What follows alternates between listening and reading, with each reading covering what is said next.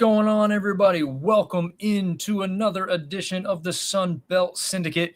We are working on a new intro video, so that was kind of our holdover music, if you will. But that's the one that we usually use for football anyway, as we kind of share everything around. So hopefully everyone's getting settled in, tuning in, and hopefully checking this out on the website. Isn't that right, TJ? Yeah, absolutely. We put out a post, just maybe a half hour ago, encouraging everybody, if you have the ability to, check out the website, www.sunbeltsyndicate.com. We do have it embedded. I did want to just address, before we got into the East Division wrap-up from Sunbelt Media Days today, the website looks a little bit funky right now.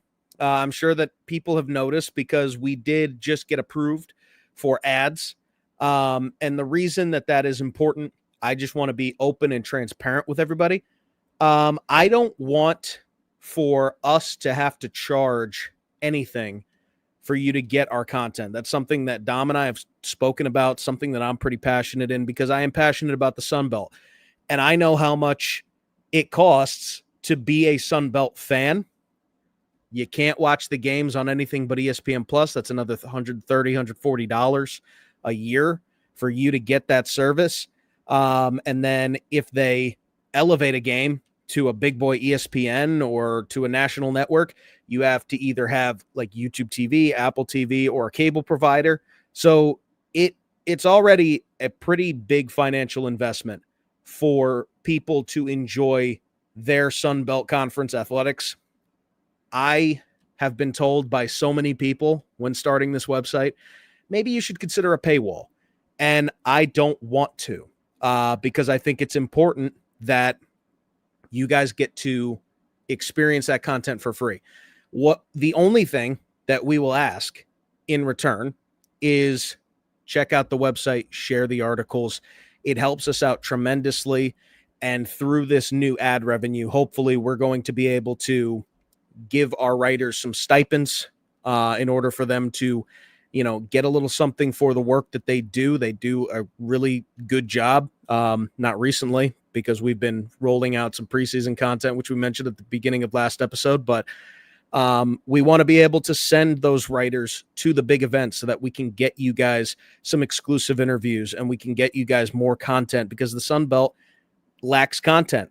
They lack media coverage, and we want to provide that. So that's the only thing that we'll ever ask. And that's the reason that post went out today. If you guys can check out our stream on sunbeltsyndicate.com from here on out, costs you nothing. Repost our stuff. It's one click on social media. We won't ask you for a dime, but it helps us out tremendously. So I did just want to say that, and it's the last time that we will ever ask you for money like that. We just want to be able to give you guys the best possible content. And if you could help us, scratch our back, we'll scratch yours.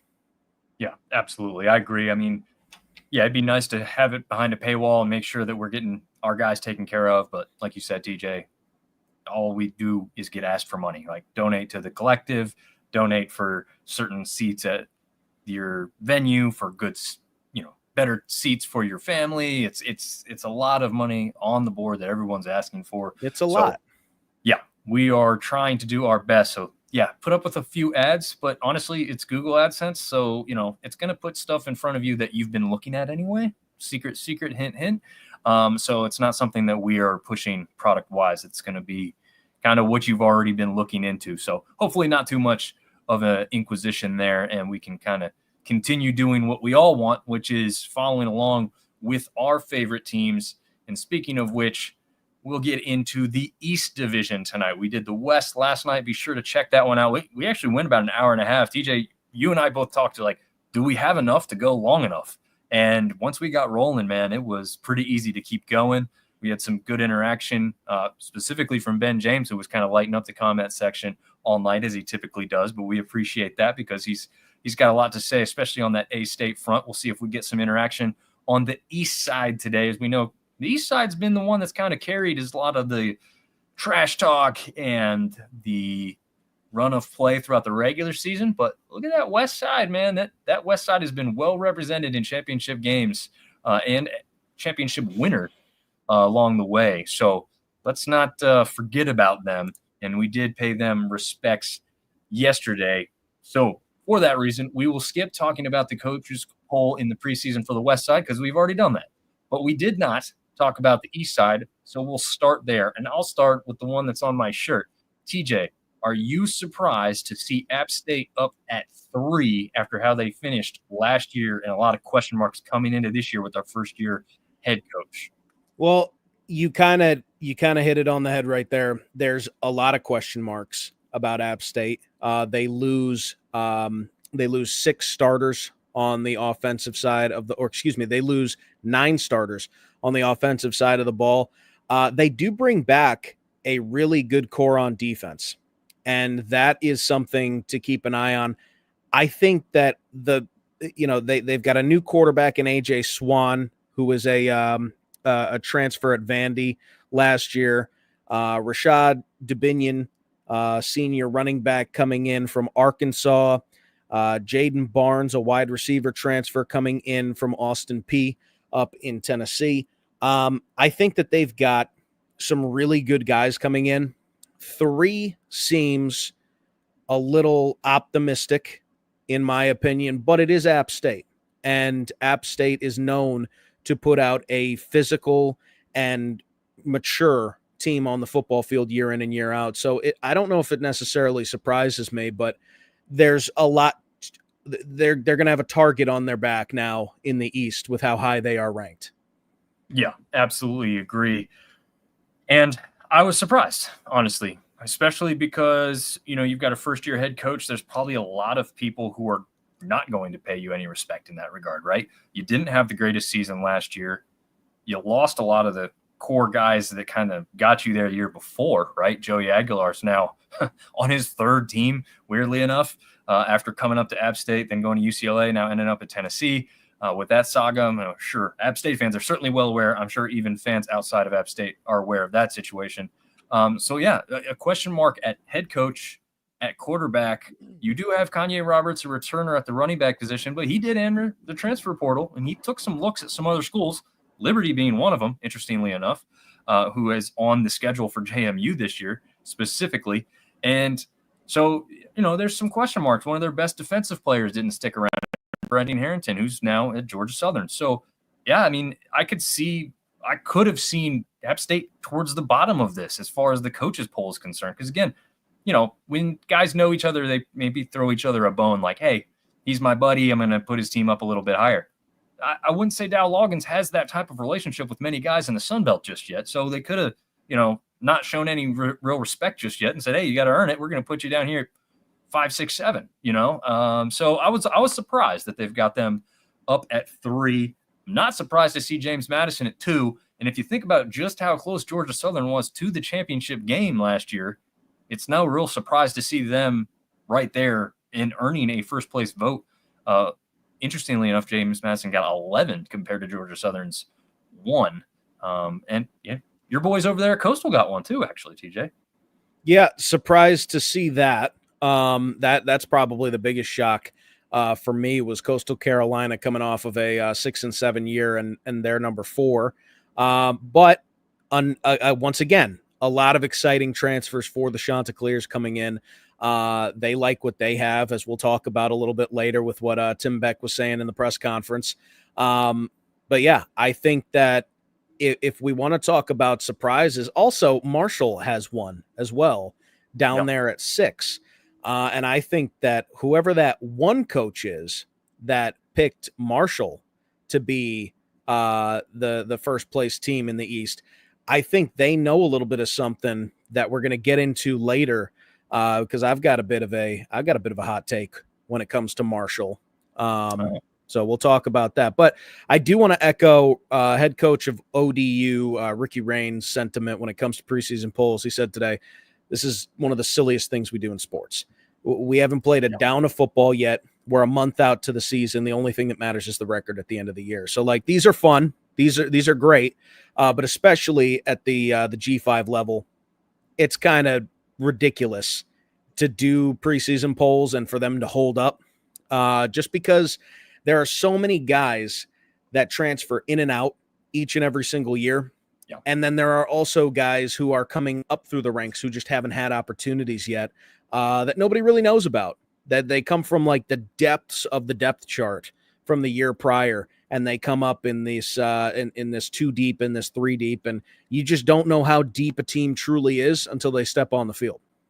Yeah, absolutely. I agree with that sentiment. I've always thought it was, and I do agree with his other point, though. He's like, you guys have a job to do. I respect that that's part of your job, right? Is to put these things out so that you create content and interaction. And it is what it does, right? I mean, people are saying, hey, you're wrong, I'm right, all these kinds of things. So you understand it, but you're right. Ricky Rane definitely spelled it out how it should be, right? I mean, that's the common sense thing. I mean, the other thing that they talked about on XM radio just the other morning was, and they were talking specifically about Mizzou, so we'll just use them as the example as well. If Mizzou doesn't start in the top 25 in the SEC, they have to go out and win like every game to get up into the top 25. So you're really doing a disservice when you don't know what you're doing. And like you said, there's so much movement. People don't know what's happening. Arizona State was picked dead last in Pac-12 last year before winning the whole thing and representing them in the college football playoff. So yeah, I mean, it's a disservice, especially to G5 teams too, that are already fighting for everything they can get just to get as high as they can in polls. None of them are really starting in polls typically. But you look every year, the top 25, we end up with 2, 3, 4 teams from the G5 in the top 25. So we can get there, but the hard part is the disservice starting outside of those pools to try and get up in there. Dominick's jumping on saying, what's up, fellas? We also had Weston Scrambler, who runs App State News on the Twitter verse, who's written an excellent App State article for us. We're working to he wrote it so good that it's long enough that we need to try and break it down. We're working with him in the background to do that. But App State fans, be sure to check that out because that is coming your way shortly. When we say we're working on preseason content, this is like one of the bullet points is the fact that this is such a good article. But like we were like, let's split these up a little bit. Let's get multiple articles out. But Weston was really good. Weston was all encompassing. So you're going to get Mountaineer fans are going to get a lot of great content from Weston here in a couple of weeks. You already are on Twitter, but he's going to expand. We've got some interactions in the background to have him kind of provide more of that. Literally boots on the ground there in Boone, which is really helpful since neither of us are. Tyler's jumping on saying the coaches are pulling the okie doke. No way they truly believe these polls. Yeah. Like I said, I think there's a lot of politics in the background, not like dirty politics, but just like, hey, I'm going to vote my buddy's team to be a good finisher, right? So it's not necessarily that they absolutely think this and that is going to happen, but some of that could be happening. Travis jumping on saying, hey guys, App State grad checking in from Cary. So he's just down the road from me in Chapel Hill. So App State grads in the Triangle area of North Carolina representing. He was also shocked. App was picked third, and guess they're still riding the coattails of past success. Yeah, that is one thing, right? Like history and tradition tell you App State's probably not going to stay down long. They don't have losing seasons often. So last year was a little bit of a surprise. Well, look at that. Weston's already on the way with a third one as well. So we didn't even ask him for more just yet. We told him, like, this is great stuff. We just got to figure out how to divide it up. And look at that. He's already. We got to start telling him to stop. Like, stop, relax. We'll get there. Yeah, I'm not going to tell him that because we need all the content we can get for now. But yeah, we do have to put some work in on the background, which we will get to after all this stuff with Media Days is over. Chuck is jumping on over there with the Southern Miss fan in him, saying the West is stronger than the East. For the first time in a long time, I think that's a real debate. And I'm not saying the West hasn't been great at the top, but I think we just talked about this a little bit, TJ, yesterday. From top to bottom in the West, I don't feel like it's ever been as strong as it is right now. Yep. So I think the East has kind of had like those 4 or 5 very strong teams every single year, and sometimes they even had like a 6-team sneak in there. The West has got like 2 or 3 top heavy for the most part in the past. But this year, it's definitely – I mean, we've talked about it. Southern Miss is number 5 in this preseason poll for the coaches. But you and I both think that they could be up there at 1, 2, 3 pretty easily. I mean, it's not going to shock me to see them up at the top. So, like I said yesterday, there are 5 teams – minimum 4 in the West that could win and be the West representative in the Sun Belt Championship. and I would not bat an eye. There is so much volatility in the West this year and so many good teams that I really don't know. I picked ULM as my dark horse yesterday. I picked ULM as my dark horse. So if that tells you anything about how I feel about the West, yeah, it's going to be competitive. Yeah, definitely going to be very competitive, very fun to watch. I think we've got probably the most even conference across the board right now. We're like, even the teams down in 5 and 6 could come up here and jump to the top, and it wouldn't really shock anybody. Even really, like you said, with 7. I don't know about Georgia State on that east side. I think they still have a little bit more work to do. But Dell has been recruiting very well. We'll get to him. We won't focus on specific teams just yet as far as like the details go. Michael's jumping on saying, let's go Herd. So we've got a Marshall representative in here. And Willis Sports says, I've got Arkansas State out of the West. We did kind of give them a nod yesterday. So interesting that someone else is on board there with that one. Before we move on to the team specifics, I do want to talk about the first team and second team offense, defense, and special teams. Just a note that we talked about last night. Just want to wrap this up real quick. Once again, the East with 29 total representatives within those first, second offense, defense, and special teams. How about that?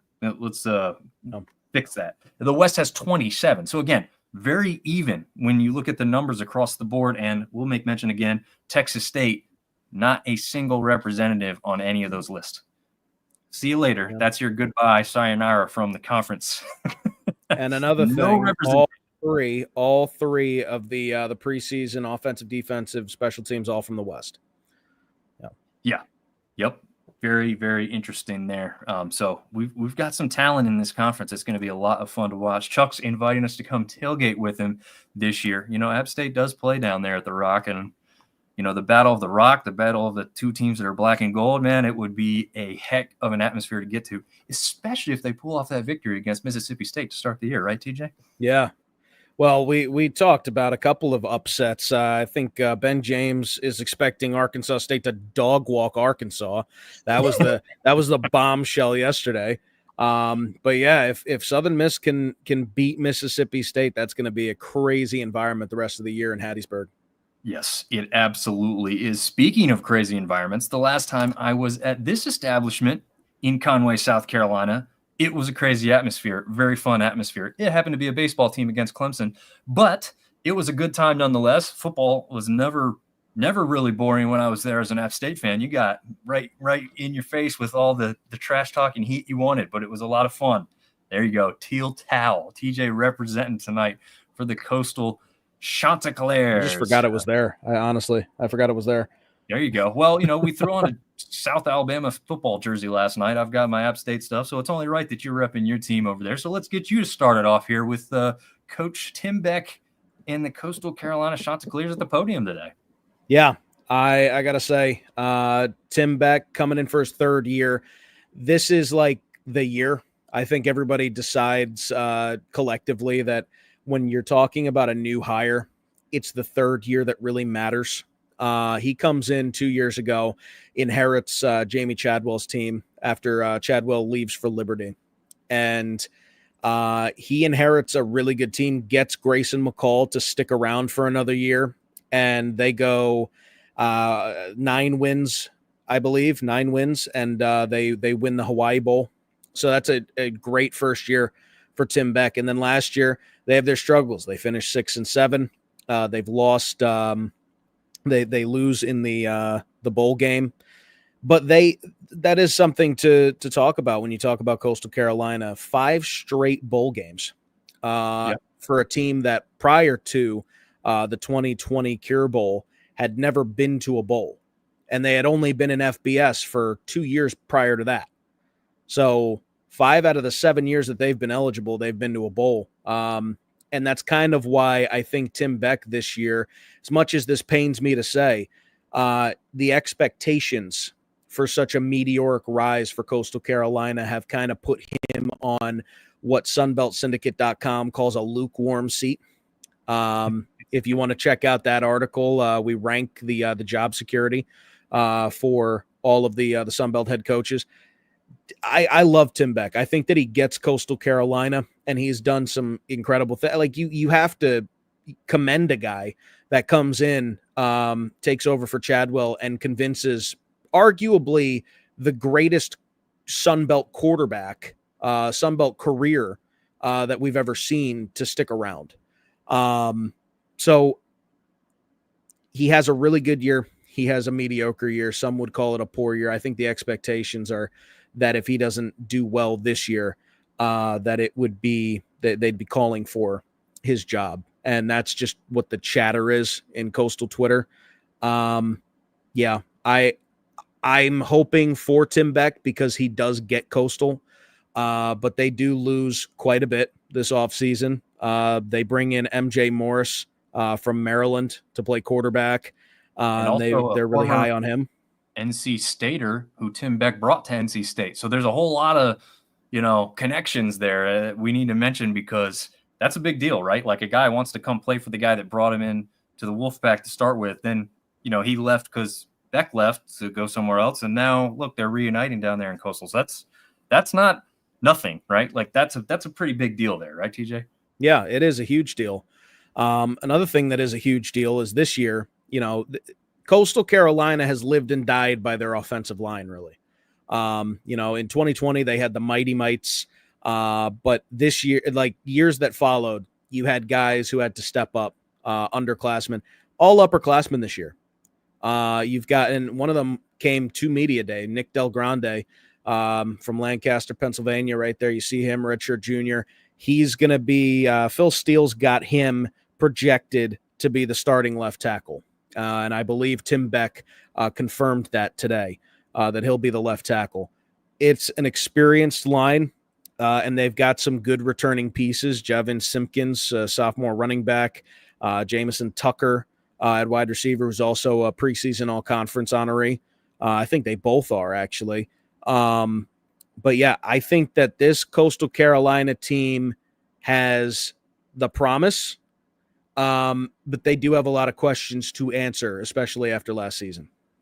Yeah, and if you saw me in the video, pumping my fist when we mentioned Nick Del Grande, first of all, shout out to his father who kind of interacted with me on Twitter. I was going to try and get him on the show last year. It didn't really work out, but he was excited for it because he says Nick's a talker.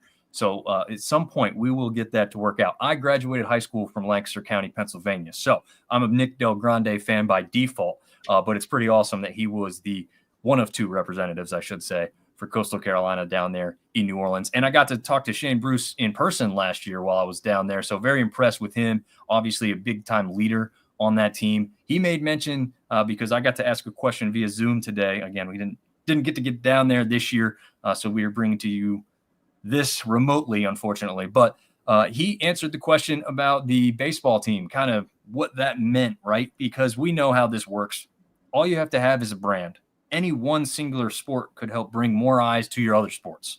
So my question was very short, but if I could have elongated it, essentially, what does it mean to have success in one sport continue to bring more eyes to you on the football field, interest to your team overall on social media, right? And they said him and Beck both kind of echoed this statement was that, what was really cool is it was a non-football thing that brought the team further together. They gathered, they hung out after practice, after workouts, and watched this baseball team continue to succeed. And Beck's big point was it wasn't one or two guys, right? This was a total team effort from start to finish, and that's how they continue to win and get to that College World Series final. And so that's a really cool thing that these guys got to kind of get together on, build some further chemistry, some familiarity, grow as a family together. And now they've got an indoor practice facility too, which is, brand new. So it's obviously the newest in the Sun Belt. So that's a pretty big deal for them down at Coastal because, look, you're at the beach. There's weather that comes in and out real quick. Now they get the comfort of an indoor practice facility to take care of those practices when the weather isn't cooperating. And for it them looks beautiful. If it you does. check out those end zones, you got black end zones now on the teal turf. And I believe they're going to be doing the same thing at Brooks Stadium. So it's beautiful turf, a darker turf. We're going to see how that looks on TV. Cause sometimes with the day games looks a little funky, But yeah, a lot of crazy things happening for Coastal Carolina right now. And another thing about the baseball team, him and Kevin Schnall, the head coach for the Coastal baseball team, like they trade back and forth on Twitter. Like, I don't know if that's I don't know what I feel like such an old person right now, but like, what's the shipping thing? You can ship those two, Tim Beck and Kevin Schnall, the way that they go back and forth, hype each other up. They really truly care about Coastal rather than just their team. So it's a great culture down in Coastal Carolina. Yeah, absolutely. Like you said, I mean, Beck mentioned that he was in Omaha for that. So he did literally go out there, spend some time and money, or I don't know, maybe Coastal helped him get out there. But regardless, he had interest to get out there and support those guys and what seems like a friend in Kevin Schnall. So pretty cool to see that type of camaraderie. And hopefully it can continue to grow, because that means Beck is successful staying there at Coastal Carolina and continuing the winning way. So we'll see what ends up transpiring down there at the ball at the beach, as they call it. Speaking of someone who's returning home, Tony Gibson returns to West Virginia, where he takes the head job at Marshall. One of the coolest names in all of college football, Jalen Slappy, one of their representatives down there. And then Cam Smith, which is like the total opposite spectrum. There's nothing wrong with the name, but it's kind of like it's just not got any flair to it. You got this guy named Jalen Slappy, and then you've got Cam Smith. Like Cam Smith just taking some shots. He's not even here to defend himself. I know. Well, it's not a shot at him. It's just like I had a roommate who was named Drew Smith. His whole name was Andrew Smith. I'm like, come on, man, you get there it up. My mom and dad's name is Bob and Brenda. It's like the same thing. Like, come on, you can't be more bland than that. But no, it's just having fun here. I'm sure he doesn't even watch our show, so he'll never know any of this transpired. Everybody watches our show. What do you mean? Everybody. We're the best. But anyway, what did you take away from Gibson at the podium? First time head coach, not only just first time in Marshall, but he's a first time head coach in general. So a pretty big move for him this year. Yeah, Tony Gibson, defensive-minded coach with his experience in the coaching ladder. So I think that the defense is going to be fine. But the big thing I took away from this press conference is something that I've been waiting for. You want to talk about cool names?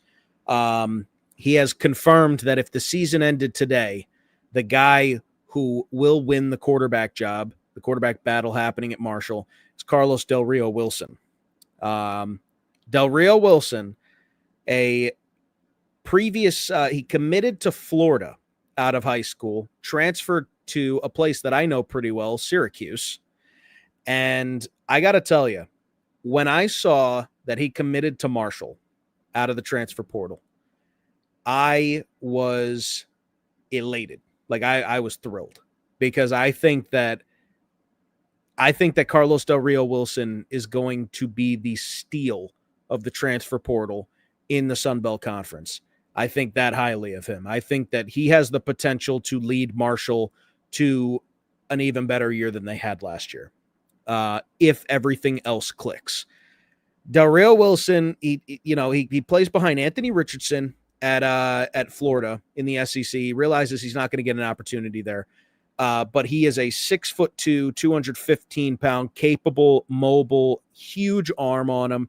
So like he's going to get an opportunity somewhere. So he goes to Syracuse, which at the time you had fifth-year senior Garrett Schrader, who was not going to lose that job. He did a great job for the Orange during his tenure. He's playing in what will be his last year, and the plan is for Del Rio Wilson to, I guess, take the reins, right? And he's going to be Syracuse's quarterback in 2024. Well, Del Rio Wilson goes down with an injury and misses all of 2024, and it wouldn't have mattered anyway because they got a guy in the portal named Kyle McCord. Yeah. So now Del Rio Wilson, he's never really had an opportunity, but the opportunities that he got in 2023, he's got a huge arm. He is a mobile quarterback. He makes good decisions with his legs. His problem is the fact that he's got such a big arm that on those short routes, those short like chunk plays to stay ahead of schedule, he takes the receiver's hands off and he throws bullets. He doesn't throw passes. He throws bullets. And if he can figure that out, now that he has the keys to the car, allegedly, if he can figure that out, having taken some stuff from Kyle McCord, having taken some stuff from Schrader, Anthony Richardson, 2 NFL quarterbacks he's played behind now, he's going to do crazy things at Marshall. There's the potential, especially with some of the wide receiver transfers that Marshall has. There's the potential for Carlos Del Rio Wilson to have a 4,500-yard season. Yeah, I would not be surprised. He's got a huge arm. If he can figure out the short chunk plays and become a game manager, he's got deep ball threat written all over him. And Marshall could do some crazy things in the East this year. I don't disagree, and it's funny that you mentioned the keys to the car. It's a good thing it's a guy at Marshall and not their first opponent of the season, Georgia, because we don't need those guys in cars. That's so vile. As much as possible. Hey, they did it to themselves, right? I mean, it's not even like rumor; it's fact.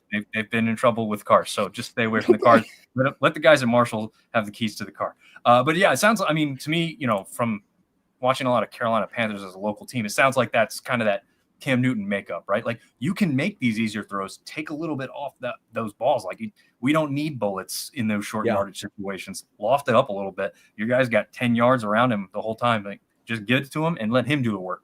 So yeah, I mean, it's so funny though to think that in our minds that's such a simple task, but this guy's like, I got to get this thing in there. My spiral's better when I throw faster, right? I mean, I'm thinking. That's what I'm thinking if I'm a quarterback. I got to throw it this way because that's my release, right? And it is hard to maybe make those changes and adjustments. One thing I wanted to make mention of, we talked about some quotes yesterday. Here's one I heard. We've got people that want to be here. You've got a head coach now at Marshall that wants to be here. A little bit of a spicy comment. I mean, I don't think he's personally got anything against Huff, but obviously that is the situation that is being alluded to there. And I'm sure he now knows some of the history with how that whole situation transpired. And we'll never really know the true history to that, I don't think. But yeah, kind of an interesting comment to make at the podium, if you ask me, especially from a first-year head coach, just showing he's not afraid, to make those statements and say, hey, this is me, I'm here, and this is what we think. Well, they're down in New Orleans for this event. They're known for the gumbo. He's just stirring the pot, baby. That's all he's doing. I love it. I don't know truthfully if that's like what he intended, but like right. Someone's going to make a story out of that. And I think the first time that those two head coaches go at it, it's not going to be this year, but the first time that those two teams go at it, there's already so much on the line with the fact that Charles Huff moved over, but like this just adds fuel to the fire. I think we've got a rivalry budding. Yeah, I do too. I wish it was happening this year. I think it's got the most juice it's ever going to have this year, right? If they could have played it last year somehow, it would have even had more. But yeah, we'll see what happens. Travis wants Marshall to surprise some folks. That way the game in Boone on November 22nd, late season game there in Boone, will have some stakes attached. It's just hard to predict anything when almost every team is brand new. Speaking of that, 72 new players, 54 through the portal for Tony Gibson and 18 high schoolers. So a tremendously new roster. This is exactly what Ricky Rane was alluding to when he goes, you guys have no idea what you're predicting here because nobody knows. But you have to make a pick. You have to kind of at least start somewhere. So you have some type of an idea. It's kind of what we all live for in the offseason. But yeah, as far as the coaches and the players go, they don't care about that. They all expect themselves to finish at number one. It's no secret.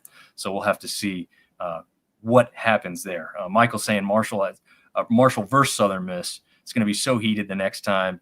It will be in Huntington. So yeah, definitely more heat there than there would be at Southern Miss, right? I mean, it'd be on the sidelines a little bit, but fans of Southern Miss probably don't have as much heat there as just mark your calendars a year in advance. Like whenever that occurs. I don't have the date in front of me, but mark your calendar. That's going to be probably the best in-conference game of the year. Yeah, it would have been easily far and away this year as well, too. I don't think anything would have touched it. And I said, if it happens this year, I hope they put it on a midweek game so that we don't have any other schools or teams that are really getting in the way. Just focus on that one. Yeah, I mean, I think there would be people, if you told them, if they didn't understand the situation coming in, and you said, you got some Thursday night game between two low-level NFL teams, and then you've got Marshall versus Southern Miss. If people are thinking about it and knowing the situation, I don't know who's watching a pro game over that, right? Like, this is what makes college football great, is all this stuff that can happen really at the pro level. And so, yeah, that would have been a crazy storyline. Unfortunately, again, we don't get it quite this year, but we did just talk about Ricky Rane and ODU possible hot seat here, right? He's now, and he even alluded to this, he is the longest tenured head coach in the Sun Belt Conference, which is kind of crazy to think about that head coach being at ODU to me, right? I mean, it's not a detriment to Ricky Rane, but you think you've got some like historic tradition powerhouse that is going to have the longest tenured head coach. But right now it's ODU because some of those schools haven't got to where they want. App State is an example. And other schools have been so successful that the head coach isn't sticking around, JMU or Louisiana previously or Troy previously. So Ricky Rane, longest tenured head coach in the Sun Belt Conference. What stuck out to you maybe the most at the podium today or in those interviews that they were doing at the Superdome? Either one. No, I mean, if we're talking about the podium, I already kind of alluded to it. Preseason polls, silliest thing. If we're talking about ODU, like, I think that it's, Rane has a tough year this year. This is going to have to be a good year. 5-7 last season. Old Dominion, since they've come into the Sun Belt, has been the team that has they're so close and they don't quite get over the hump. And that's just the state of the program right now. I would like to see, obviously in the East, it is a difficult division to be successful in, especially in years past. We talked about how competitive the West is this year, but the East is always competitive. It's touted as one of, if not the toughest divisions in college football. But when they had divisions, of course, right. That's not a thing anymore. Now it's almost a fact. You only have two to choose from. It's either the West or the East in the Sun Belt. That's exactly. the easy choice. Exactly. But since joining the Sun Belt, they've been to one bowl. And that was a game that they lost 38-35 to Western Kentucky. And they absolutely should have won that game. Absolutely should have won that game. Absolutely should have won that game. But it's been tough in Norfolk. I think that the bright side to this whole thing, they retained all but one coach. That is a big thing. The coaching staff sticks together at ODU. They return 7 starters on defense. That's the other huge thing. They return a really tough core. And this is a team that, yes, they come up short in the overall, but this is a team that, didn't they beat Virginia Tech a couple of years ago, or did they come close to beating Virginia Tech? They did. And last year, the first game of the year, they almost upset South Carolina, and we know where South Carolina went and with Lenora Sellers. Yeah. And they didn't have Colton Joseph starting that game, right? And then in 2022, they hand Coastal Carolina their first loss of the season, a team that everybody thought that was just the year, right? That was just the year for Coastal Carolina. They hit a buzzsaw named ODU. ODU came to Conway and demolished them. And, so like Old Dominion has the capability. It's about playing 4 full quarters of football every single time they step out on the field. I think that Old Dominion, they're in a good spot with who they bring back. But this is a big year for Ricky Rane. Yeah, I truly believe it is. I like him. I mean, I was growing up on Penn State football, so the fact that I heard that the guy was coming into the conference from Penn State, I was already kind of a little bit of a fan of him. I'm a fan of him at the podium. I like how he holds himself, how he carries himself. I like the choices of players that he brought with him today. Bring the big guys, right? The guys that are in the trenches that don't get as much shine during the regular season, because you're talking about the Colton Josephs and the running backs and the wide receivers that are going to stand out, which wide receiver is a little bit of a question mark, right? We don't have a big, consistent player that we know coming in for sure that, is being retained from last year type of thing. It's kind of a whole new crew there, or some unproven guys who didn't get as much time on the field last year.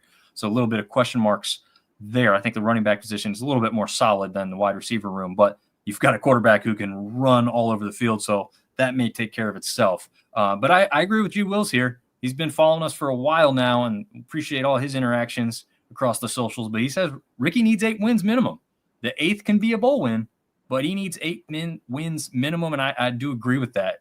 And I think he can get there. The one thing that was surprising to me was Zach Barlov's comment on the final game of 2024. Somebody in the audience asked a question that talked about like winning that last game against Arkansas State and what that means instead of going into the end of the season with a losing streak, right? They snapped it before they got over there. He says going into that week, we had a lot of people who just didn't want to be on the team anymore and just stepped aside.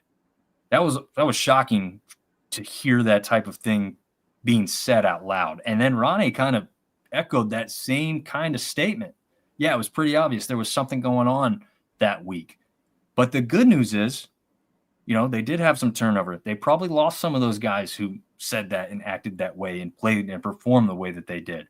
So you keep the core of the coaching staff together. You keep the core of the guys who want to be there and like this coaching staff and want to play as a Monarch. Now you build on that, right? And we saw, I think, what that meant for ULM last year, right? A big early season, very good start. We'll see if ODU can do the same. And I think they could, but it is hard. They got 2 Power 4 opponents right at the beginning of the season, right? Indiana, who was a really, really good team with a coach they are very familiar with. I was going to say that is the I'm pretty sure that's the Kurt Signetti reintroduction of the Sun Belt. Yeah, I think you're right. I think that's this first one there. Gonzo saying 8 wins will be tough. I think it will be tough. I think anybody in this conference winning 8 times is tough, though. I don't think that's like, it's going to be tough for just ODU. It's tough for anybody to win 8 games. In ODU's case, though, I'm less concerned about the first 2 power conference opponents that you're talking about in Virginia Tech and Indiana. I'm more concerned about the buzzsaw in between their bye weeks. That's 6 games. You got back-to-back. Liberty, Coastal, Marshall, James Madison, App State, and ULM, which are all teams that we've talked about and all teams that have the potential to be really, really good. I think that, the teams that come to mind, like Liberty, that's another you're going up against Signetti and Chadwell in the same season for ODU. You've got Coastal Carolina, who could be either really good or really bad. I just said what I said about Marshall. James Madison's picked to finish first. App State's picked to finish third. And then ULM, who's my dark horse, which that means much less than the coach poll. But, I'm just saying that's my dark horse. So that's 6 really tough games all in a row in between bye weeks. That's a buzzsaw before you even get to Troy, Georgia Southern, Georgia State to end out the year. Yeah.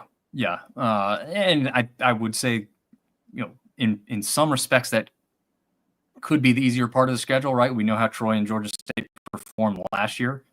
Are they going to stay down or are they going to get a lot better? Too early to tell. But Georgia Southern's not going to be easy. That's a team that finished just outside the championship game last year. And like you just said, with the coaches poll, predicted to finish second. So that one ain't going to get any easier.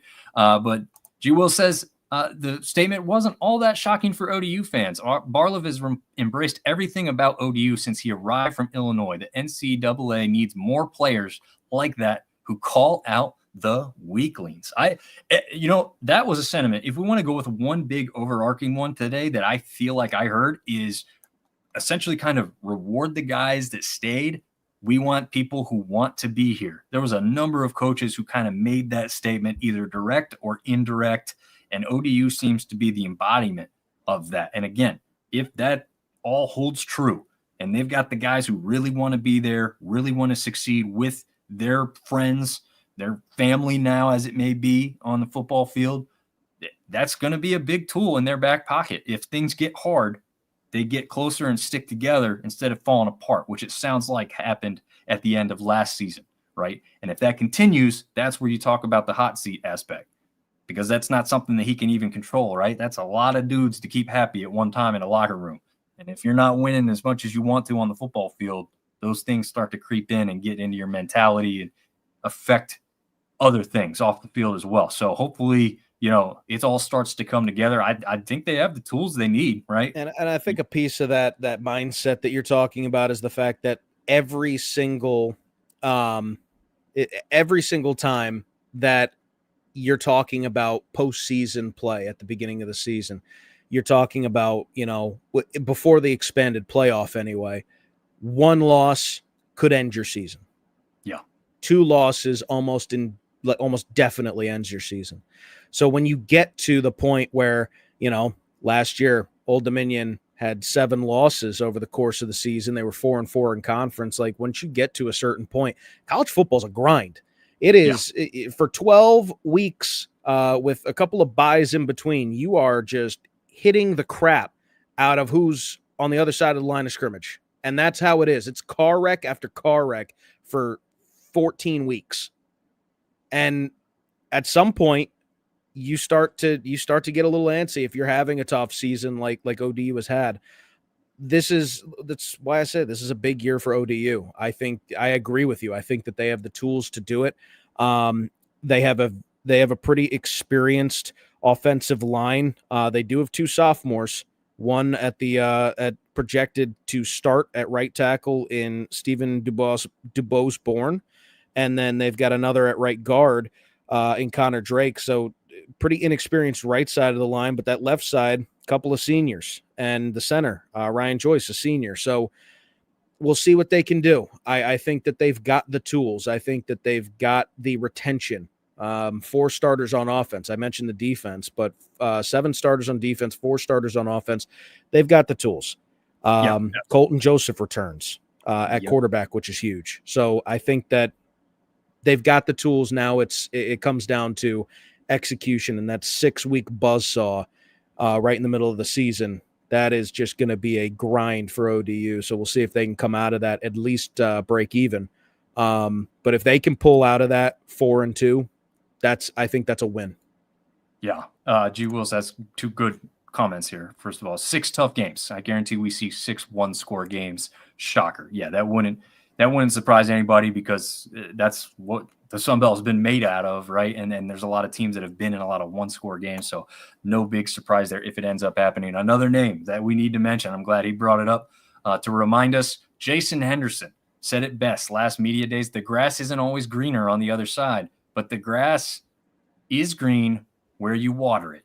ODU's linebacking room is stacked. Jason Henderson, in all likelihood, okay, knock on wood, cross your fingers, dot your I's and T's, cross your T's, will become the all-time leading tackler of NCAA football history if he plays anywhere near the level he's capable of after the injury from last year, which is the year he should have set it in. But again, getting injured early on, got the medical red shirt, got to come back this year, and was being looked at for a pretty good NFL draft pick before all that happened as well. So this is no joke of a linebacking core, and Jason Henderson is going to be a beast back there from side to side. A lot like, if you're forgetting anything about this guy, just go watch some highlights, right? And if you get reminded of a guy named Luke Kuechly, don't be surprised, because he gets side to side in that field amazingly well for a guy who probably doesn't even have the best top end speed, especially after the injuries, unfortunately.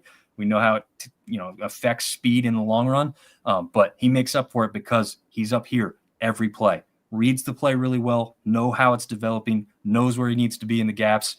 Phenomenal tackler. Really, really fun to watch. How about someone a little more regional, Carlton Marshall from Troy?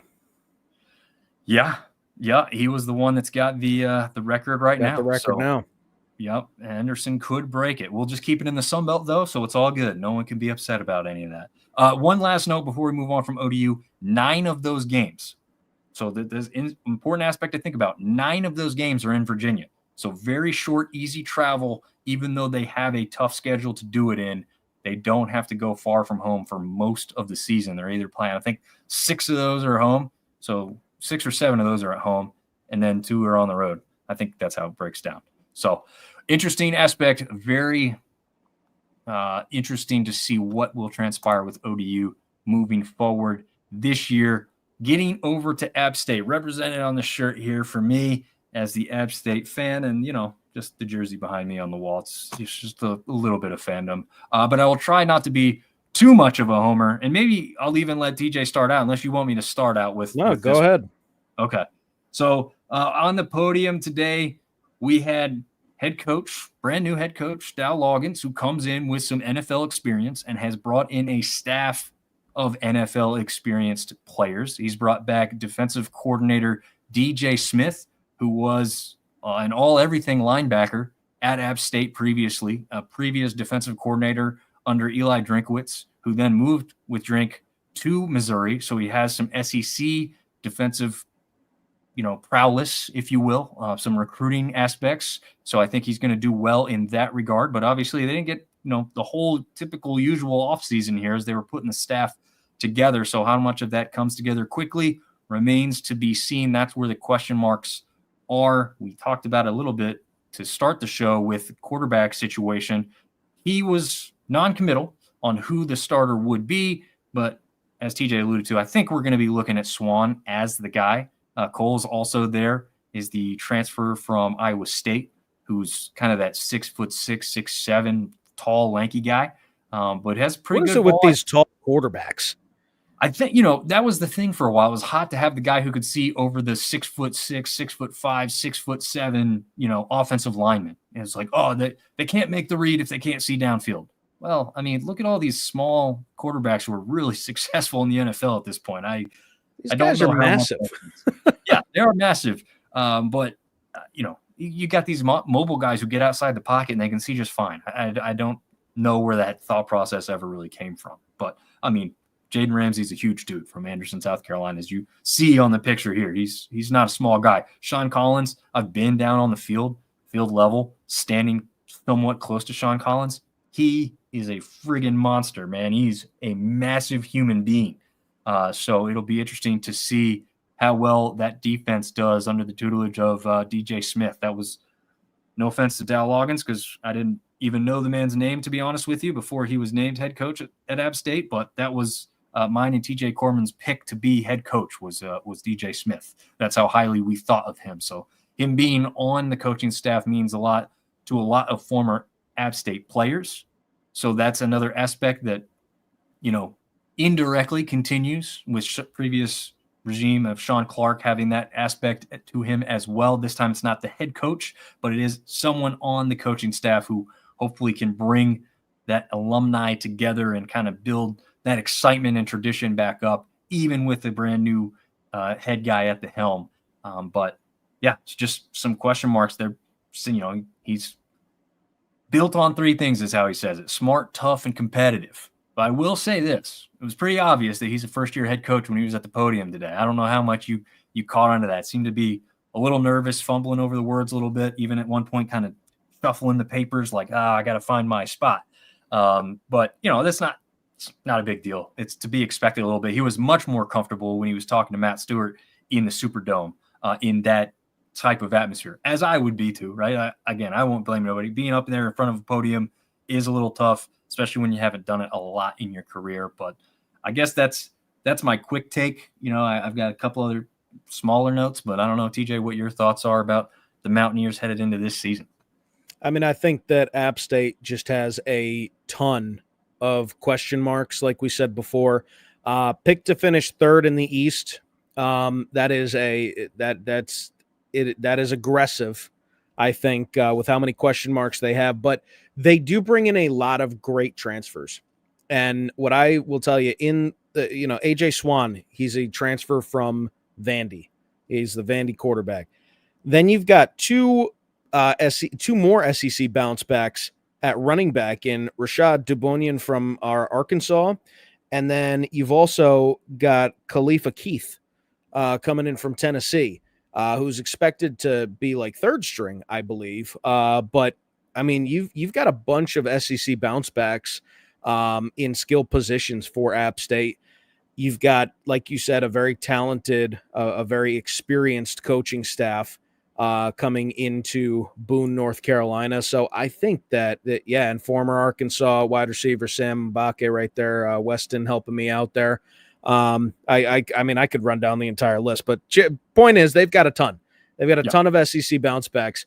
This is a team that could be really competitive. This is a team that could be, maybe a year removed from figuring things out. We just don't know. The only thing I do know is that if you know anything about App State, they're going to be physical, they're going to be mature, and they're going to be disciplined. And that I would think would hold true even with a new head coach. A lot of questions, but the potential to answer them. Yeah, I think I'm kind of with Travis here. It's kind of funny that he commented this because it was going to be something I talked about.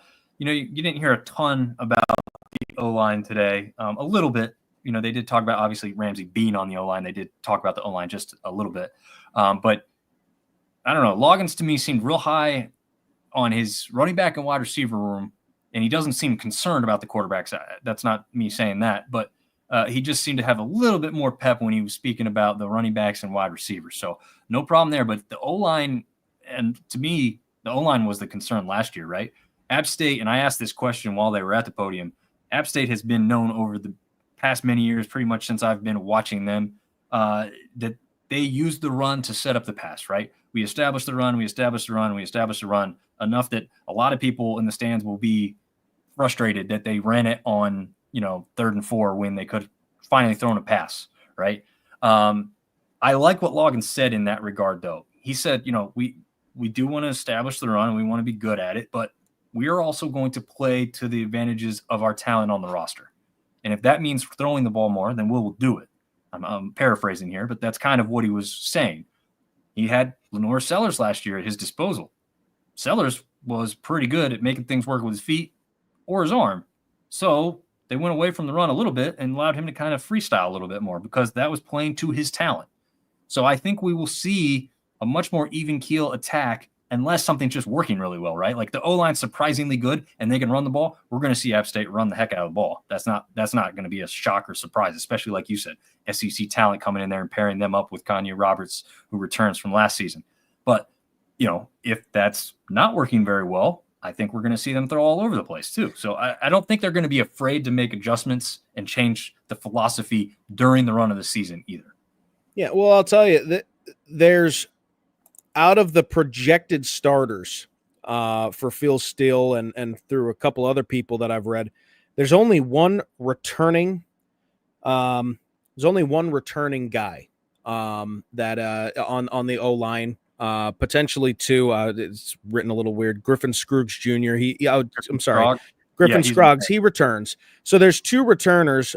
Scruggs didn't get any playing time last year. Ramsey comes back. He's the big guy on that line. But then you do have on the projected starters, those 5, you've got 3 seniors and 2 juniors. You've got a lot of experience on that line. So they have potential, and they're big guys. I mean, you look at this, 6'3", 6'5", 6'3", 6'3", 6'6", 6'3", you'd like to see that a little bit higher, but they're all over 300 pounds. So that they're big boys up there. There's the potential that they are really good, but I agree with, that was Travis who said that. Yes, Travis. Yeah, I agree with Travis. I think that whether or not it comes together comes down to how quickly they're able to gel, because there are 3 newcomers projected to start on that line. Yeah, no, that's a good point. Another good point here by Gonzo Duke is the East is going to be fascinating this year. I think almost every team has a shot. I think Gonzo, check out the West. Yeah, I think the West. You think this is good? Check out our episode from yesterday. But you know what's great is, like, I don't think it's wrong on this side. I just think maybe the West is just a little bit more complete from top to bottom as far as like not knowing. No, for sure. I think this is the first year that you said this about the West. I'm saying this about the entire conference. This is the first year where I have absolutely no idea who's going to be in the Sun Belt Championship.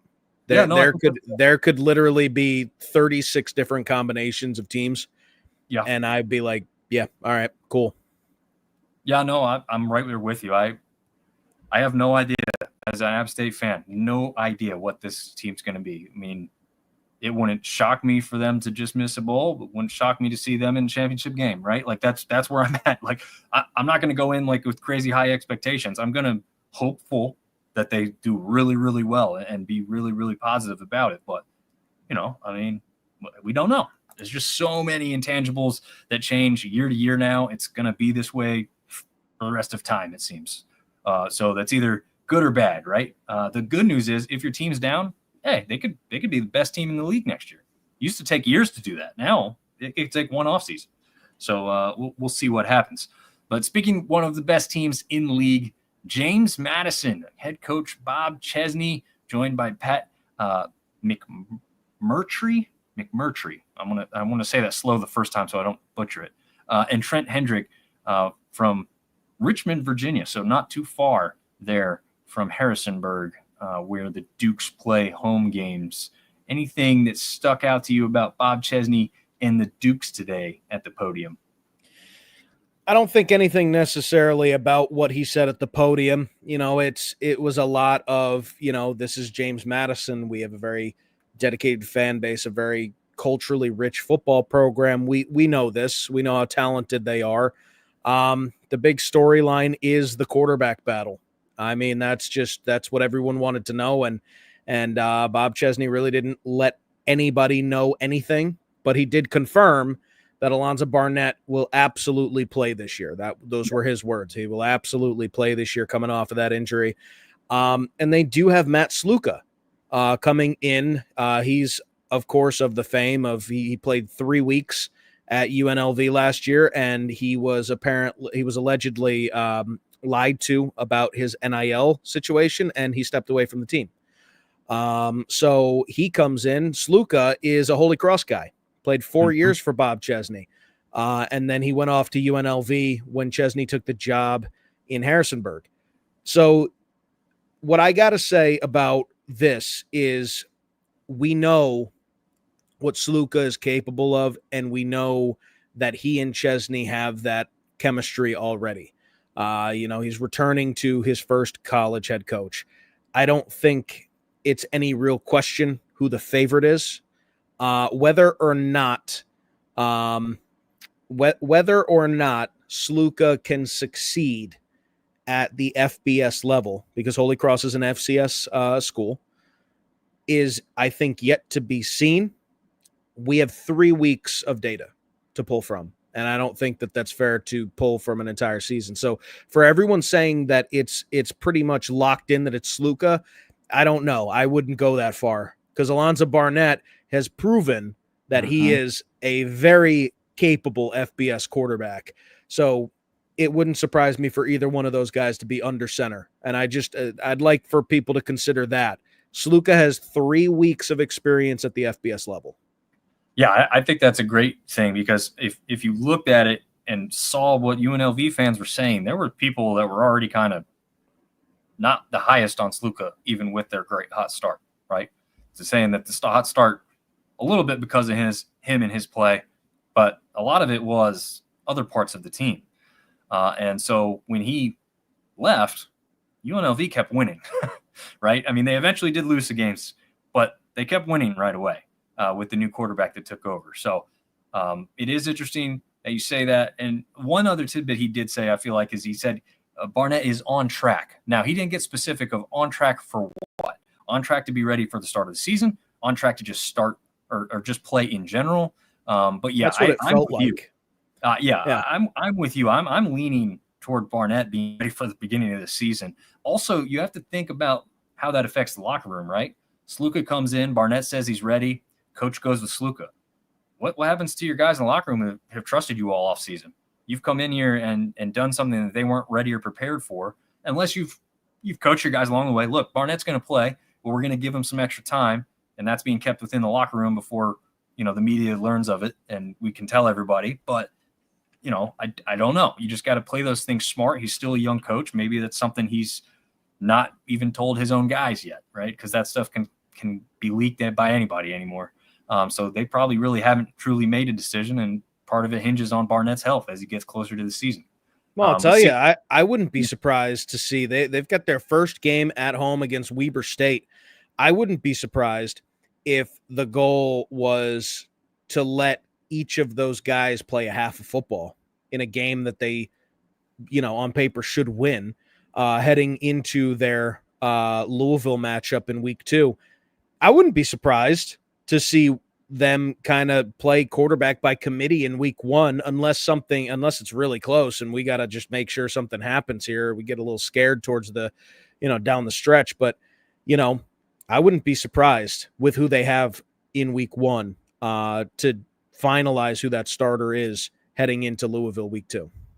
Yeah, that's a good point. I mean, for those unfamiliar with FCS football, and I have to be honest with everyone that I say this too, I have not kept up as much, obviously, since doing the Sun Belt Syndicate, but Weber State used to be a mainstay at the FCS playoffs. So this is not going to be some slouch FCS team that gets the crap beat out of them all the time that's coming into Harrisonburg, Virginia. They're going to show up ready to win that game.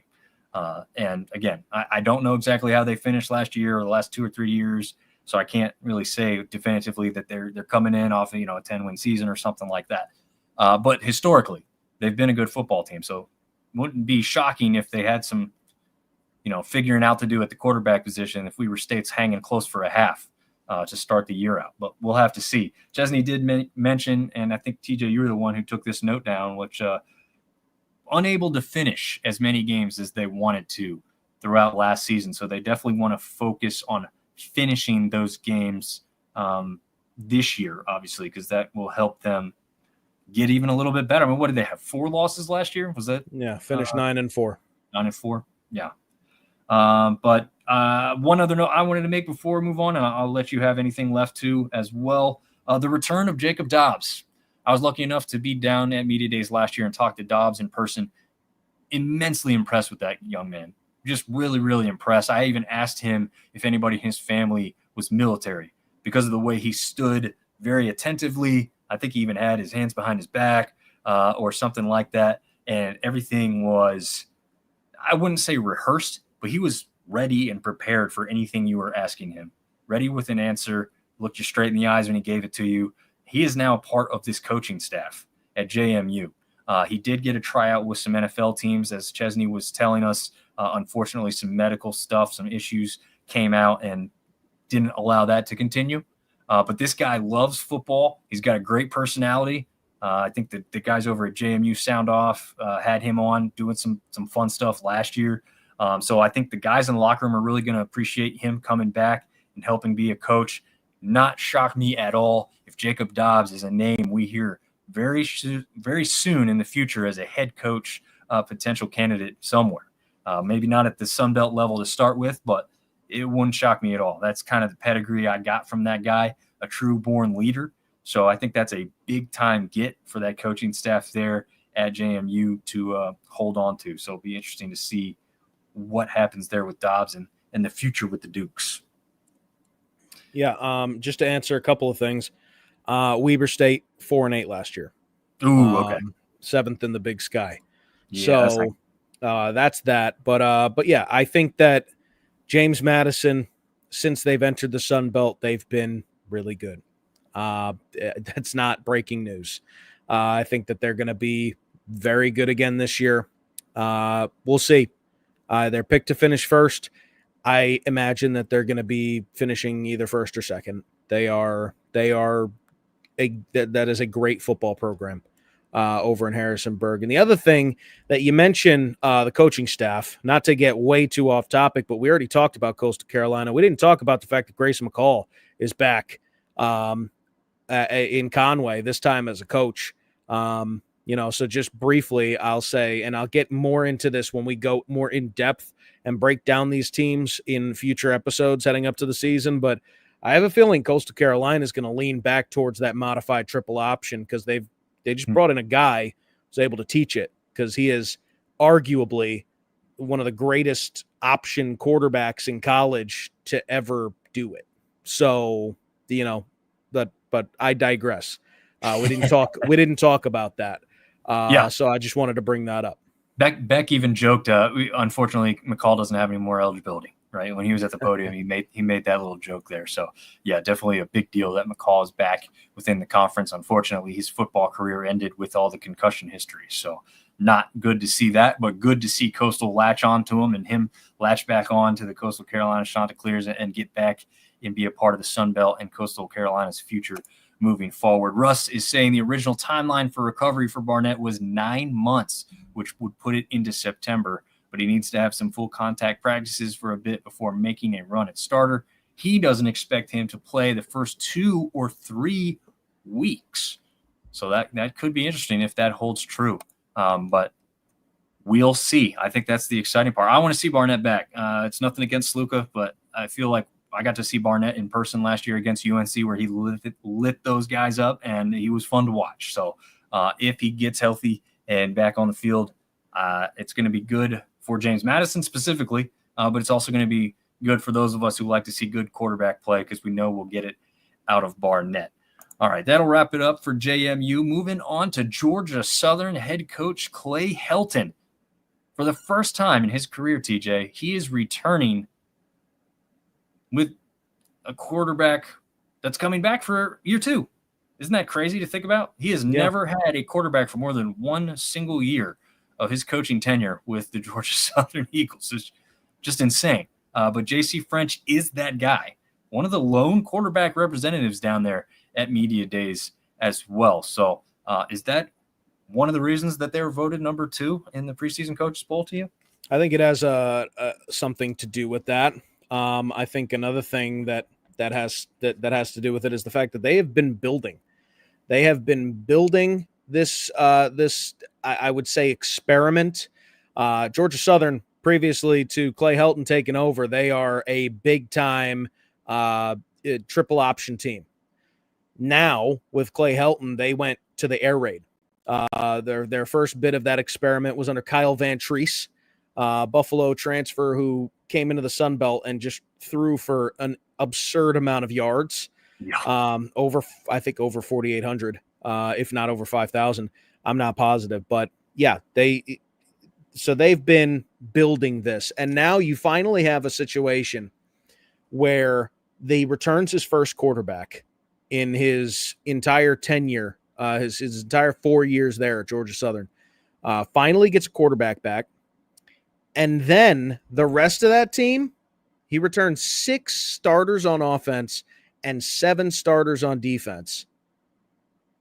It's huge. So yeah, I think it's very well deserved that they're picked second to finish in the East, because this is an experiment that has been building for the past 4 years, and I think that this could be Clay Helton's year.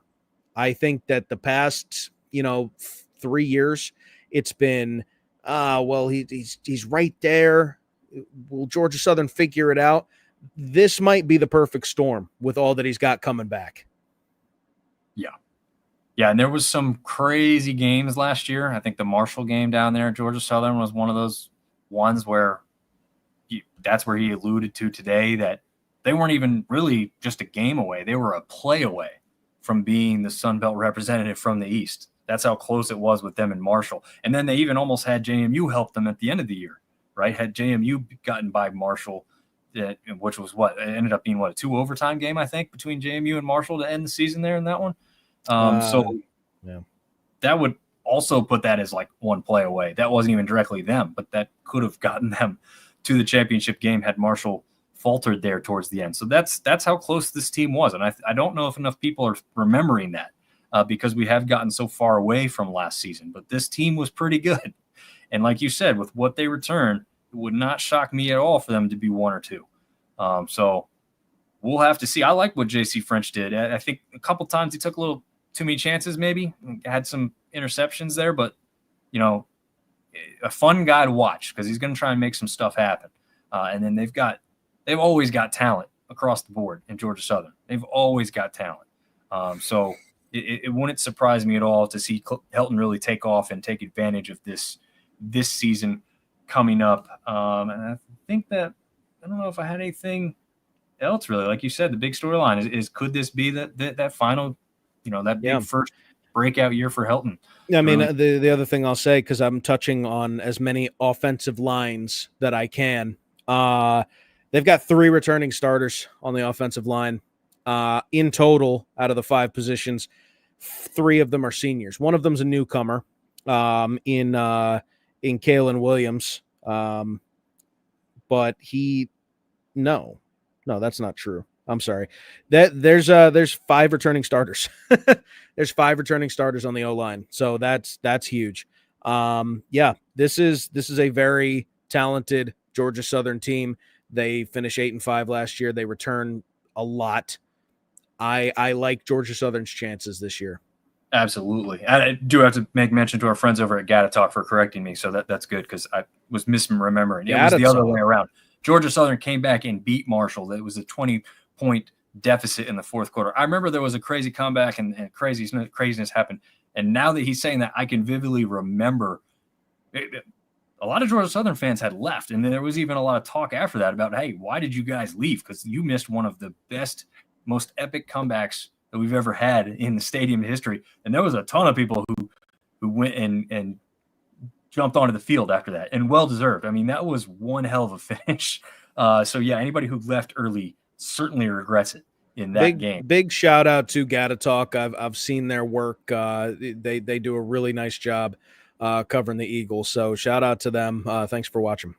Yeah, absolutely. We've been lucky enough to have them help us preview Georgia Southern for, I think, the past 2 seasons now, when we put those bigger shows together with all the podcasts. Then we might be doing that again. Wink, wink, nudge, nudge. Gatatalk. I've already had a couple people ask me if we're putting that together. So I like that, because that means they want to do it, right? Like, usually it's a lot of outreach. Like, you're hoping they have interest. They're interested. I've already had like 1 or 2 other podcasts say, hey, are you doing that this year? Because we'd love to be a part of it. And I'm like, yeah. Well, I'll just say, like, and you can put us full screen for a second. Okay. I'm going to tease something. There's no promises. There's no nothing. We're hoping, just because I want to build some anticipation for this, we are hoping to have all 14 head coaches and a representative from all of the local media on these shows. So just keep an eye on that. We can't promise anything. It all comes down to team, but if we can get, for Georgia Southern's episode, Gatatalk and Clay Helton on, I think that's a really good episode for Eagles fans. Yeah, absolutely. That'd be a fun one to do for sure. I know in the past, we've run it with, like, we've done the whole East and had everybody on, and then we've done the whole West, kind of divided up in the divisions. But those go a little long, so maybe we pre-record and then we put together the episode all at once. I'm not sure how we'll do it, but I like TJ's idea of including some of those other interviews that we are going to try. We'll make that announcement before we do it. Yeah, definitely let you know there. All right, so to wrap it up, unfortunately for them, they're also the team that was voted last in the preseason coaches poll, but we've got Del McGee, the Georgia State Panthers, Ted Hurst, big wide receiver, who probably could have left and gone elsewhere after what he had done there last year, but he returns, as well as Henry Bryant being on that defensive line there. But I don't know. There is some maturing to do across the board for this program. I'm not saying the players or the coach. I'm saying the program in general, right? It's still a very young program overall. So Del McGee's done a great job with the recruiting aspect, bringing in a lot of good talent. Now he's just got to put it all together. It's kind of, if I had to kind of say they look like somebody on the west side, it's kind of that Arkansas State look, right? Like, Butch Jones has had a lot of good recruits, and he's had some good players and some good moments, but that season hasn't been put together. And I think that's kind of the early stages of what Dell's seeing here as well, is kind of like, hey, I've got some talented players. I've got some talented recruits I've brought in. Why isn't it kind of coming together yet? And I think a little bit's just, that history and tradition just has to be built up a little bit more. So maybe people are thinking he's on the hot seat a little bit. I hope he's not, because I think this is a guy who's got a lot of promise. And I'd like to see what he can get done as he continues to build this program up down there in Atlanta. So, TJ, I don't know what your thoughts are about Georgia State specifically, or anything that stuck out to you today at the podium for them. I mean, the thing that stuck out to me at the podium just kind of hints to me like something's brewing in Atlanta. You know, you look at the 3-9 record last season, and obviously nobody looks at that and says, "Oh, that's pretty good." But he said 81 players signed out of high school in the last 3 years. 59 of them from the state of Georgia, and the rest of them are from states that share a border with Georgia. You want to talk about a recruiting footprint in what I would consider to be a hotbed of talent for high school football other than Texas. That is something's happening. And I'm glad that you brought up Arkansas State, because it does remind me a lot of the early on Butch Jones. Like he's getting the recruiting, he's getting the tools. When can we put it together? And last year, Arkansas State had, they got something going. This year, Georgia State, this is a building block year for them, but I really like where the program's at, especially if they can retain all of those players that they are recruiting. And you look at who they returned. They returned 6 starters on offense. They returned 4 starters on defense, 10 overall. It's about half of their starters. Yeah, I like what I see. I like what I see from, at least from a behind-the-scenes standpoint. Now, like you said, it comes down to putting it out on the turf, and that's the next step for them. So I think that there's something going on. We're just going to have to wait and see if it works out this year or next year. Yeah, it's hard to disagree with that, because like you said, no one's going to look at that 3-9 record and be impressed. But if you look at the start of the season, right, last year, Georgia Tech 35-12. That game was a little bit closer than that score indicates, I thought. And the Georgia Tech had just come off that massive win over Florida State. Now we know Florida State didn't end up being very good, but still, Georgia Tech was riding a pretty big high coming in to, have Georgia State travel across the road, almost literally, there in Atlanta to go play them. Then they shockingly struggled with Chattanooga, who's not a bad FCS team, but they struggled with an FCS team, right? They won 24-21. But then they rebounded by beating Vanderbilt 36-32. And Vanderbilt went on to, just beat Alabama later in the year. So they do have the tools. They do have some of the talent they need. Can they wrap it into all-in-one and get this done? I mean, it doesn't get much easier this year. They are at Mississippi or Ole Miss. Memphis and Vanderbilt are part of their first 4 games. Murray State is the only one that I'd say you better chalk up as a win, right? The rest of those don't come easy because Mississippi. Let's give a little respect to our one of our 8 teams in Omaha, please. Yeah. Let's give a little respect to the Racers. The Racers. Well, if it was baseball, it'd be a little different. But in football, Del McGee and Georgia State and the Panther fans better all expect to beat Murray State, and they better do it pretty soundly. But yeah, at Vanderbilt, at Ole Miss, they do get Memphis at home, but that is a slate that is going to test them. And again, that part really doesn't matter for their ultimate goal, which is to compete and win the Sun Belt. So if they can get through that and they're looking pretty good, even if they're not winning all those games, if they're competing in a lot of those, that's going to bode pretty well for their future in the Sun Belt. But they do go up against, just James Madison, App State, and Georgia Southern. They're predicted 1, 2, and 3 in the coaches poll for their first 3 conference games. So, yeah, it's a little bit of a tough task, and I think that's why you're seeing Georgia State pick towards the bottom. Isn't necessarily that they don't think they'll improve.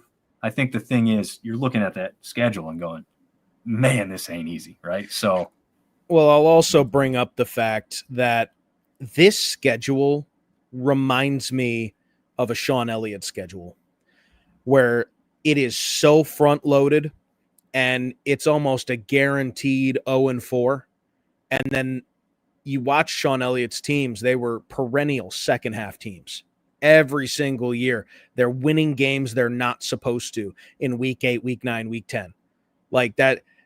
This is what this schedule looks like. And they already beat Vandy. Like this is there's a lot more on the line for Vandy this time around when they're at home. So I think that's going to be a little bit of a revenge game there. But like they are doing the same things that Sean Elliott did. And what I would say is different is the fact that Sean Elliott, while he did recruit well, he didn't retain well. The only guy that I can think of, a key contributor that stuck around at Georgia State and didn't seek greener pastures for his entire career is Darren Granger. Yep. That's just about it. Their all-time leader in receptions and receiving yards. That's old man Sam Pinckney. He goes off to Coastal Carolina. Like, not only did he leave, he left and stayed in division. Like, that's tough. That is a tough pill to swallow for Georgia State, especially when they're in probably the best market in the Sun Belt. So it's all about retention now. It's a top heavy schedule, and then you have the buzzsaw right after the non-con. I don't know. It feels very Sean Elliott to me. Maybe they go on a run late in the year. We'll see what happens. Yeah, be it very interesting to see what transpires there with the Panthers. But again, I'm hoping he's not really on the hot seat. I'm hoping it's not that type of a situation. But you never know this day and age. It's win or get out, and we know how college football treats their coaches. It's just a carousel of continuing movement, and now we have that on the player side as well. But yeah, I mean, I guess nothing shocking coming out of media days, which it's not typical that anything does really, but we did have some cool quotes, some fun times. We got to know some of the players a little bit better. There's tons of interviews out there that, guys were getting. I think Schultz put some stuff out. I think Fun Belt Podcast did their thing. There's a lot of other ones. I know Kara Ritchie was down there with the radio station that she works with, getting some interviews. Next year we will be down there. There's no doubt about it. Whole lot of stuff. I mean, hell, I was telling TJ before we went live tonight, I came in here last minute. I got done mowing the lawn just before 8:30. So I barely made it in front of the screen. Didn't even have the courtesy to put on a polo for you guys. Can you believe this guy? I know. I didn't do the hair, nothing. I mean, geez. To be fair, I didn't do the hair either, but yeah. Well, as long as it stays on my face, we're good. So let me ask you a question. Just based on, I don't want you to choose like an obvious pick here, like somebody that everyone's picking, but out of all of the teams that you heard speak, is there anyone, like any particular head coach that got up on the podium and almost like convinced you that maybe we should keep a closer eye on him? Two. I have two that instantly come to mind with how they like almost literally attack the podium. Bryant Vincent at ULM and Parker at Troy. I mean, literally, like, Parker, I think he could have just lifted the podium up as he was beginning with how like aggressive he came out with his statement and how he said it. I even went on Twitter and said, Coach, I loved how you came out to the podium. I loved the opening statement. Like, it was awesome. It's like, I want to run through a wall at media days. That's not typical, right? That's not what you get. So you want to run through a wall about media days while not at media days. That's the kind of reach that had. Right. Yeah. So I guess I'd lean him over Vincent because Vincent kind of had a little bit of that last year, so it wasn't shocking.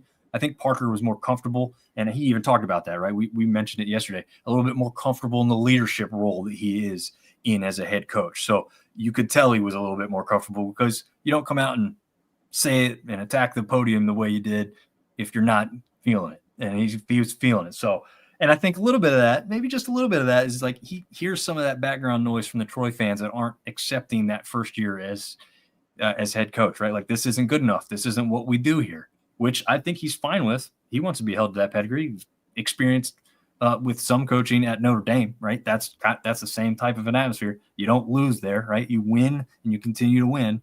So yeah, that's my pick. Is there someone else, or is that the same one you were thinking of? Well, you took Bryant Vincent from me, but I will say that I really, really did not like how quiet J.G. Kinney was in the best possible way. I think that there is something going around that locker room saying this is our last year. Let's go out on top. It was almost like, the quiet kid in the corner, that joke. And he's like in the corner of the classroom and everyone's like, all right, let's keep an eye on that kid. He's psychotic. Yeah, that's what I got out of J.G. Kinney. and how quiet he was and how reserved he was, with Texas State basically being at the center of the college football world right now with the realignment. Oh, it gives me psychopath vibes. I think that I think Texas State comes out swinging this year. Nice. I like And it. is it an obvious pick? Like, maybe, because they're highly touted, but I really didn't like how quiet he was. Yeah, you didn't like it in the best way, like you said. Yeah. Right? Like, yeah.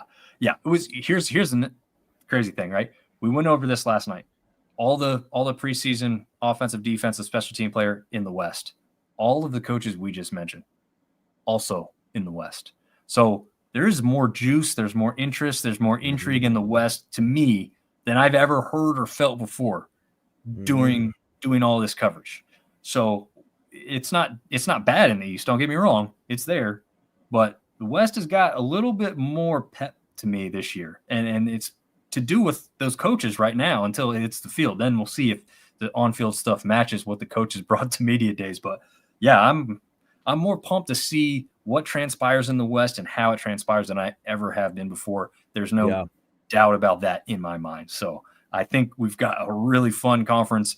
You know, we got La Tech coming in at least 1 year, maybe 2. Just depends on how that works out. But I think they're going to also bring some of this, and we'll see if this head coach still, especially in those 2 Louisiana teams. Yeah, that's going to bring the juice for sure across multiple sports, not just football. So that will be a really fun time. We had a lot of spaced out interaction from a lot of different teams represented. I was just going to ask, do we have any last minute questions that or topics that we can talk about really quick? Or I was going to see. We do have a lot of people on right now. Right? We've got over 250 people on right now. Welcome in.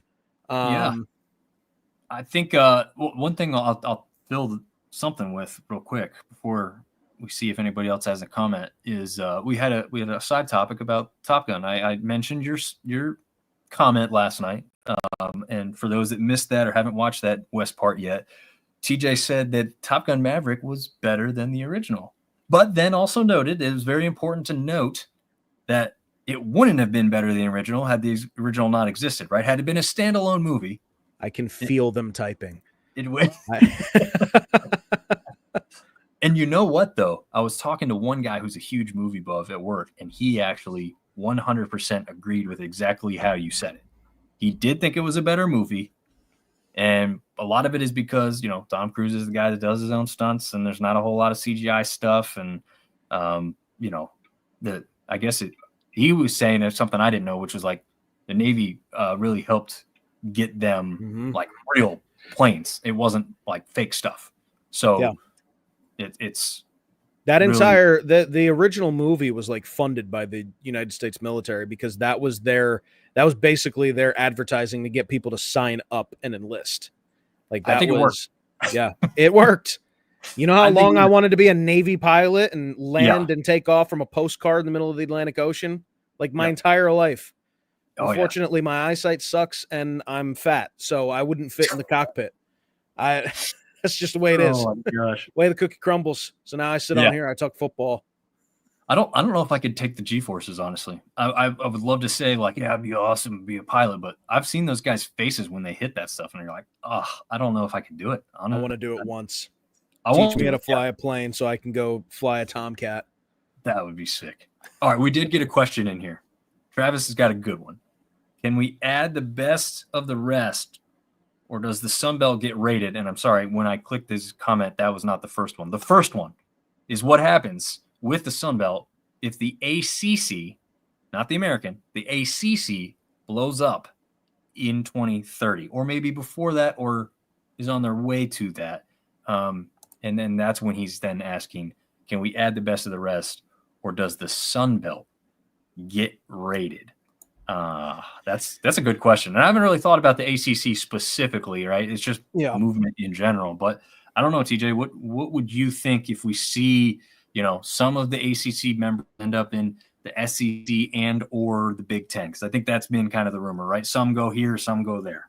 I don't think that there's going to be another major conference blowing up like that. I just don't. If there's any, it's going to be the Big 12. But that's my opinion anyway. But I don't think that there will be. I honestly think that the Power Four that they have, like if there's some serious talks about we want to leave, we want to do this, we want to do this, there's going to be an overarching change in college sports. I don't think it's going to be one conference. That being said, if it comes down to that, I think the Sun Belt probably gets rated because the ACC just has the money. That being said, the main thing that I've been saying for the past month and a half or so is Commissioner Keith Gill needs to go to ESPN and start, pushing for some help to get some of these teams over. The buyout for the American is absurd, and the American does not put the same level of product on the field in most of their sports that the Sun Belt does. I would say they probably have them beat in basketball. That's it. That's not it. By a large margin. Not by a large margin, I wouldn't think. I just in general, like basketball, they have it. Sun Belt, the big quote from Gill yesterday was he wants to focus on increasing basketball, but for the time being, Sun Belt is the stronger conference in all but basketball.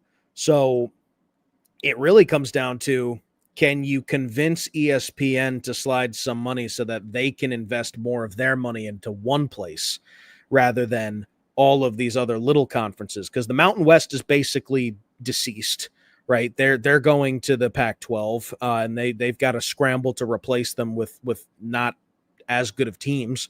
Yeah. So like the Pac-12 is now alive and well. They're going to be really good at basketball.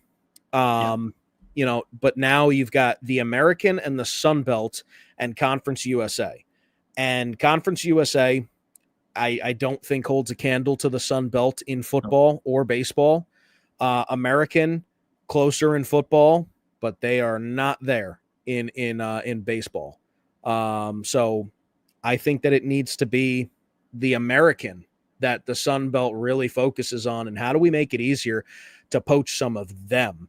And part of that comes down to, like Casey from Herd Bros was saying a couple weeks ago, brand recognition and how much you're going to push that brand. So it's going to be interesting to see in the next couple of years what ends up happening. Yeah. I think my pipe dream of ECU and Memphis is over with what Memphis can be capable of doing, right? They just offered, $200+ million. Essentially, they did the SMU buy-in to the ACC. And it'd be interesting to see if Memphis goes towards the ACC and says, hey, we'll offer you the same thing or whatever. I mean, they've done it with SMU. Is the precedent set that they would do that as well. And like Travis is saying, maybe avoid some of that blow up in 2030. If one or two teams leave, they've already got somebody that they're like, yep, we're good. Memphis is a basketball powerhouse and football is fine, right? In fact, just like SMU, I think Memphis would go into the ACC and compete immediately at that level. I don't think Memphis would go in and compete at the SEC or the Big Ten necessarily. I think they'd be okay, but I don't think they'd be at the top. I think in the ACC, they'd be at the top pretty quickly. But I think my pipe dream of having them in the Sun Belt is over because of the money they're able to play around with. ECU is more realistic than ever, because if Memphis leaves, what's ECU sticking around for, right? Like, their one big draw left was Memphis. I mean, they've got USF, but I don't know if they look at USF as like, the team that's going to help carry them anywhere. I think they did look at Memphis like that, especially with Memphis basketball's prowess and being really good in football for a many number of years now. And with their renovated stadium that's going to come, that thing's going to be phenomenal. Terrible part of Memphis, if you ask me, but hey, whatever. Memphis has got that reputation, sadly, but it is a really weird spot for a stadium. I was driving around Memphis for work, and I'm like, oh, wow, there's the stadium. And it's not near like the bustling metropolis of downtown. It's kind of like out on its own little thing. So interesting spot for it to be. But yeah, I guess in the grand scheme of things, I kind of agree with you. I don't think the ACC implodes at all. I could see one or two teams leaving, but again, I mean, honestly, to me, if ACC is looking for anybody, they'll immediately add Liberty, because Liberty can do what the ACC can do, right? Their money can do that stuff. They'll immediately add Liberty, and they'll probably go after either maybe Tulane. I don't know. That's if Could they be if they Tulane. want to do even like that. Could be Tulane. It wouldn't. Well, I guess it would shock me because how many teams from Virginia would suddenly be in the ACC if they went after Liberty and JMU? But because you got Virginia Tech already, so maybe they don't want to go 4 teams in the state of Virginia. Although, guess how many teams they have in the state of North Carolina? So maybe they don't. So Maybe they don't. Yeah, maybe they don't care about that.